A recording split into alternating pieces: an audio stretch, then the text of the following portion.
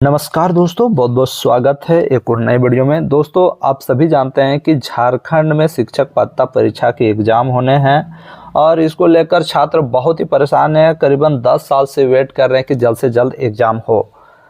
जब भी एग्ज़ाम होने का रहता है और डेट एक्सटेंड हो जाता है, इसको लेकर छात्र बहुत ही परेशान हो गए हैं, क्योंकि 20 जून तक ही फॉर्म भरे जाने थे, लेकिन अब झारखंड सरकार इसको 20 जुलाई करने का मन बना ली है और शिक्षा विभाग का भी निर्देश आ गया है। इस वीडियो में मैं कार्यरत शिक्षकों को ये बताना चाहता हूँ कि अगर आप इस स्टेट परीक्षा में शामिल होते हैं तो आपके लिए बहुत ही घाटे का सौदा होगा और आपके सर्टिफिकेट पर और आपके नौकरी पर आगे सवाल उठ सकते हैं, क्योंकि आपका जो है जितना भी योग्यता है, आपकी जो योग्यता है झारखंड टेट परीक्षा के नियमावली में शामिल नहीं है, क्योंकि सुप्रीम कोर्ट का ही ऑर्डर है। आप लोगों को बताना चाहता हूँ, सुप्रीम कोर्ट का ही ऑर्डर है। अगर कोई भी परीक्षा जो स्टार्ट हो जाती है या कोई भी एग्ज़ाम होना रहता है, वो नियमावली से शुरू होती है और नियमावली से ही ख़त्म होती है।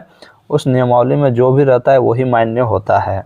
और जेटेट परीक्षा की जो नियमावली आई है, इसमें आप लोगों की योग्यता नहीं है, इसलिए आप लोग इनवैलिड हो कानूनी तौर पर। लेकिन आप लोगों को फॉर्म भरने का मौका दे दिया जाएगा, तो भी आप लोग भविष्य में इनवैलिड हो सकते हो। कोई अगर आपकी सर्टिफिकेट पे चैलेंज कर दे तो आप लोगों के लिए फिर दिक्कत हो जाएगी। तो आप लोग ध्यान दीजिए कि आप लोग इस टेट परीक्षा में नहीं बैठें। आप लोग सरकार से गुजारिश करें, सरकार को कहें कि हमारे लिए विशेष टीचर्स एलिजिबिलिटी टेस्ट का आयोजन करें, क्योंकि सुप्रीम कोर्ट का ही ऑर्डर है। मैं आपको एग्जांपल में दे रहा हूँ, सुप्रीम कोर्ट का ही ऑर्डर है। आप लोग देखे होंगे जेटेट वर्सेस सीटेट, है ना, जेटेट वर्सेस सीटेट वाले मामले में आप लोगों ने देखा होगा, नियमावली को चेंज करके सहायक आचार्य भर्ती में सीटेट को शामिल किया गया, फिर बाद में इन्हें इनवैलिड घोषित कर दिया गया। ठीक है, तो वही मैं आप लोगों को बताना चाहता हूँ, आपका जो है एलिजिबिलिटी जेटेट परीक्षा की नियमावली में नहीं है। तो आप लोग अगर इस परीक्षा में बैठ के पास भी हो जाते हैं तो भविष्य में कोई आपकी सर्टिफिकेट को चैलेंज करेगा तो आप हार जाओगे और आपका जो है नौकरी चला जाएगा। इसलिए आप लोग सरकार से निवेदन करें कि हमारे लिए विशेष पात्रता परीक्षा, शिक्षक पात्रता परीक्षा का आयोजन करें, जैसा कि दूसरे सरकार कर रही है, दूसरी जगह की सरकार कर रही है। देखिए, इसी जेटेट परीक्षा में सम्मिलित होंगे सेवारत सहायक व पारा टीचर। आपको बता दूं, सरकार को या शिक्षा विभाग को ये पता नहीं रहता है कि क्या सुप्रीम कोर्ट से ऑर्डर आया है या कोर्ट से ऑर्डर आया है। ज़रूर ही यहाँ पर सेवारत शिक्षक जो होंगे या और पारा शिक्षक तो अलग बात है, सेवारत सहायक आचार्य जो होंगे ये गए होंगे शिक्षा विभाग और वहाँ पर से इन्होंने ये सब बढ़ाने के लिए कहा होगा और उन्हीं के कहने के कारण शिक्षा विभाग इन लोगों का जो है, इन लोगों को शामिल करने के लिए इस टेट परीक्षा में इसका फॉर्म का जो है भरने का डेट बढ़ा रही है, जो कि सरासर गलत है। अगर आप मेरी बात को समझ रहे हैं तो ज़रूर नीचे कमेंट कीजिएगा।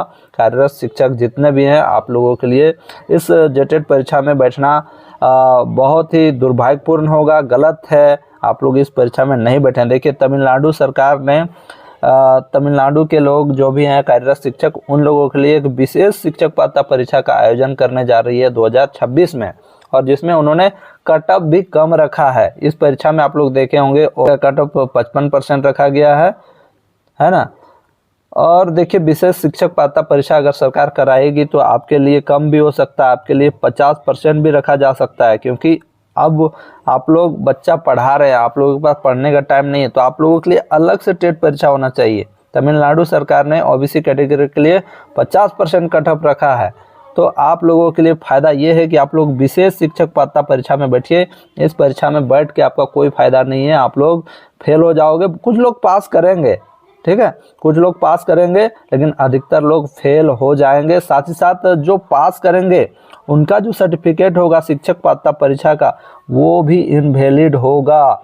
सुप्रीम कोर्ट के ऑर्डर के अनुसार अगर कोई गेम एक बार चालू हो जाता है तो गेम में बीच में जब चालू है गेम, उस बीच में आप नियम को चेंज नहीं कर सकते हैं।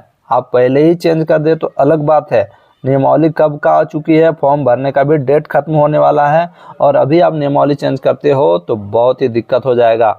इसलिए और झारखंड सरकार को भी हाईकोर्ट से ऑर्डर था कि मार्च तक एग्ज़ाम ले ले, लेकिन अभी जून पहुंच गया है और कंटेम्प्ट भी हाईकोर्ट में लग चुका है। तो कार्यरत शिक्षक जितने भी हैं उनसे मेरा यही कहना है कि आप इस टेट परीक्षा में बैठेंगे तो बिल्कुल ही आप लोगों के लिए बहुत ही घाटा है। इससे अच्छा आप लोगों के पास अभी भी टाइम है, 2028 तक आप लोगों को पास करने के लिए कहा गया है। आप लोग ऐसा कीजिए, आप लोग अच्छा से पढ़ाई लिखाई कीजिए पहले, और विशेष शिक्षक पात्रता परीक्षा का आयोजन करने बोला जाए और उसमें कट ऑफ भी आप लोगों के लिए कम रखने के लिए बोला जाए, तब आप लोगों के लिए फ़ायदा है। नहीं तो फिर आपको नौकरी गंवानी पड़ सकती है।